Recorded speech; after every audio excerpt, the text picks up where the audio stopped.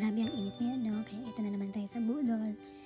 Tunay, i-review natin itong Astron Airblaze 10 inches stand fan at Mamshi. 630 lang. Naganap ako ng fan na mura pero malakas kasi hindi naman pwedeng aircon lagi.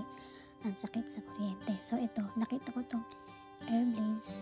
Sabi nga sa product detail, small but powerful, classy daw at bagay kahit saan. Product details muna tayo mga mamshis. Ang model niya is Airblaze. Ang nakuha kong color is white. And then 3 speed control. Low, medium, high, 10 inches. Durable metal plate. High power siya, 45 watts. Energy efficient pero powerful enough to cool you down. At may 1-year warranty pa. So sa itsura niya, ang linis tignan. Kahit white siya, classy ang and clean talaga. Compact siya, so perfect pang kwarto, sala, study area, or kahit sa kusina habang nagluluto. At dahil maliit, hindi siya sanggaban sa space.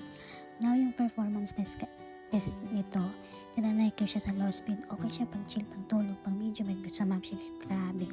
Yung hangin parang sinasabing, ate, move ka na dyan. Tapos pag high speed, hala hangin, parang nadaling ka sa langit sa lakas. Mura lang ito, 630 pesos. Malakas ang hangin kahit maliit. May 3 speed options, metal blade kaya hindi mukhang PMC. At may 1-year warranty. At dahil budget fan, pag high speed medyo maingay, normal lang. 10 inches siya.